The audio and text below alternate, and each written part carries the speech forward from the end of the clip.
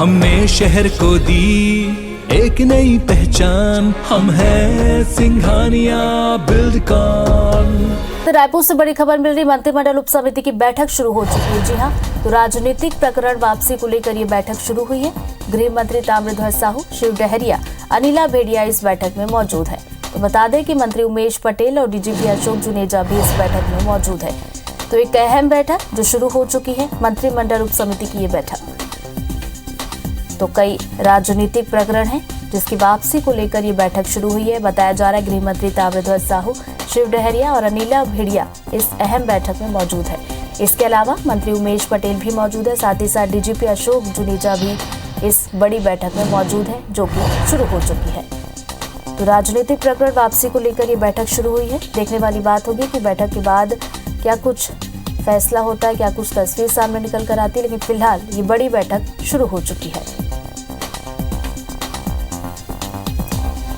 तो मंत्रिमंडल उप समिति की बैठक है।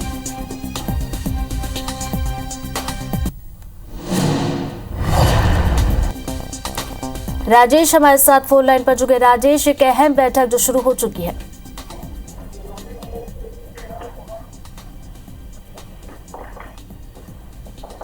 राजेश, क्या अब तक मेरी आवाज पहुंच रही है? हाँ जी, कुछ देर पहले ही राजनीतिक प्रकरण वापसी को लेकर मंत्रिमंडल उप समिति की बैठक शुरू हो चुकी है। गृह मंत्री साहू की अध्यक्षता में उनके कार्यालय में बैठक चल रही। इस बैठक में कैबिनेट मंत्री शिव डहरिया हैं, महिला बाल विकास मंत्री अनिला भेड़िया हैं, युवा और उच्च शिक्षा मंत्री जो उमेश पटेल हैं, डीजीपी अशोक जुनेजा मौजूद है। और इस बैठक का एजेंडा ये है कि राजनीतिक प्रकरण जितने भी दर्ज हुए हैं उस राजनीतिक प्रकरण की समीक्षा कर उसकी वापसी के लिए निर्देश मुख्यमंत्री ने दिए थे। तो उस पूरे प्रकरण की समीक्षा की जा रही है और समीक्षा के बाद फिर राजनीतिक प्रकरण जो है वो वापस किए जाएंगे। तो ये एक महत्वपूर्ण बैठक मानी जा रही। कुछ देर पहले ही यह बैठक शुरू हुई और इसमें गृह मंत्री ताम्रध्वज साहू हैं और कैबिनेट मंत्री शिव डहरिया, अनिला भेड़िया, उमेश पटेल और डीजीपी अशोक जुनेजा, इसके साथ गृह विभाग के अफसर भी यहाँ पर मौजूद हैं। जी राजेश, प्रमुख राजनीतिक प्रकरणों की बात की जाए तो कौन कौन से राजनीतिक प्रकरण है जिन पर चर्चा की जाएगी?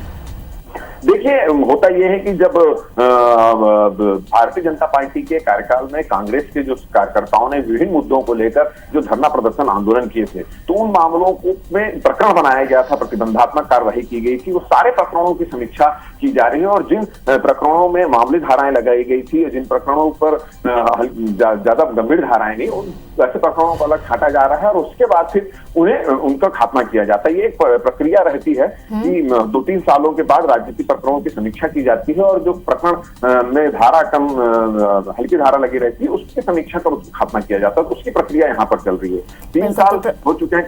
जी बिल्कुल, तो प्रक्रिया चल रही है, बैठक शुरू होगी। नजरें बनाए रखिएगा राजेश, आगे भी आपसे अपडेट लेते रहेंगे बैठक को लेकर और दर्शक तक भी पहुंचाते हैं। बहुत बहुत शुक्रिया आपका। बैठक जारी है। राजनीतिक प्रकरण वापसी को लेकर बैठक जारी है। गृहमंत्री ताम्रध्वज साहू, शिव डहरिया, अनिला भेड़िया मौजूद हैं। मंत्री उमेश पटेल और डीजीपी अशोक जुनेजा भी बैठक में शामिल हैं। तो बड़ी खबर इस वक्त रायपुर से, मंत्रिमंडल उप समिति की बैठक जारी है। आपको बता दें कि राजनीतिक प्रकरण वापसी को लेकर ये बैठक हो रही है। गृहमंत्री ताम्रध्वज साहू, शिव डहरिया, अनिला भेड़िया मौजूद हैं। मंत्री उमेश पटेल और डीजीपी अशोक जुनेजा भी बैठक में मौजूद हैं।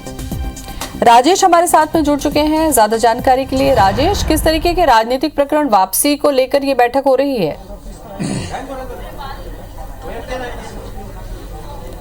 देखिए, ये वो प्रकरण है जो भारतीय जनता पार्टी के शासनकाल में धरना प्रदर्शन आंदोलन को लेकर कांग्रेस के कार्यकर्ताओं और नेताओं पे जो प्रकरण दर्ज हुए थे। तो सरकार आने के बाद मुख्यमंत्री भूपेश बघेल ने निर्देश दिया था कि जो राजनीतिक प्रकरण दर्ज हुए हैं उन पूरे प्रकरणों की समीक्षा की जाए और ऐसे प्रकरण जिसका खात्मा किया जा सकता है उसको खात्मा किया जाए। तो इसको लेकर लगातार बैठकों का दौर जारी है। पिछले दिनों उसको लेकर एक मंत्रिमंडल उप समिति भी बनाई गई थी जिसमें गृह मंत्री ताम्रध्वज साहू थे, महिला बाल विकास मंत्री अनिला भेड़िया हैं, शिव कुमार डहरिया हैं, उमेश पटेल हैं। ये तमाम लोग उस कमेटी में थे और इस कमेटी की पहले भी बैठक हो चुकी है, एक समीक्षा हो चुकी है और जो मामले राजनीतिक मामले दर्ज हुए थे विभिन्न थानों में उनको एक छांटा गया है कि कौन कौन से मामलों में कम धारा लगी थी और उसको खत्म किया जा सकता है। तो उसको लेकर आज फिर गृह मंत्री के निवास में, ताम्रध्वज साहू के निवास में फिर एक बैठक यहाँ पर चल रही है जिसमें डीजीपी साहब भी हैं, गृह विभाग के अफसर भी हैं और कैबिनेट मंत्री शिव कुमार डहरिया, अनिला भेड़िया, उमेश पटेल तमाम लोग यहाँ पर मौजूद मौजूद हैं, बैठक चल रही है और 46 प्रकरण ऐसे निकाले गए हैं जिसका खात्मा किया जा सकता है। उन 46 प्रकरणों पर यहाँ पर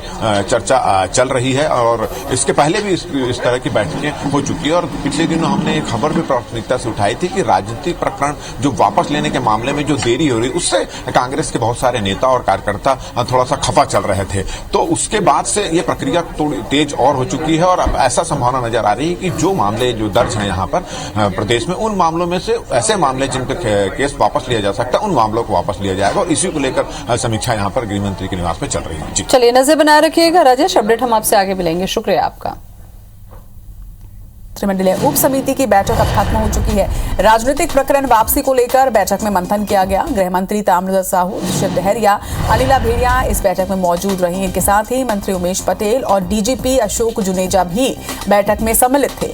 बैठक में 46 प्रकरण प्रस्तुत किए गए। वहीं ताम्रध्वज साहू ने 32 प्रकरण को वापसी की योग्य माना है। इसके साथ ही 13 प्रकरणों को अमान्य माना गया है।